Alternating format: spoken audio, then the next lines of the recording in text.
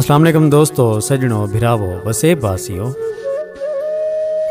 सोना सी शाकर शुजाबादी साहब दी एक गज़ल घिन घिने तुहारी खिदमत हाजिर थे हैं। सुन सो सयूणी फरमेंदन के है।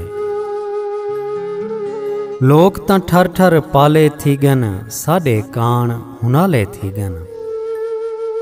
लोग तां ठर ठर पाले थी गन, साडे कान हुनाले थी गन। ऊकू वांडे च खुशियां आ गन, मेरे दर्द हवाले थी गन। पेरें टुरदा देख सजन को, साडे हाथे छाले थी गन। तैं बिन दिसदियन सुंज सफीला, जालियां दे विच जाले थी गन। मेरी उल्फत ऊंदी नफरत, डूहे थोक उबाले थी गन। खंजरां कोलों मंगदे मरहम, दिल दे शौक निराले थी गन। अच्छा शाकिर अल्लाह बेली, साडे अगां भाले थी गन। अच्छा शाकिर अल्लाह बेली, साडे अगां भाले थी गन। लोग तां ठर ठर पाले थी गन।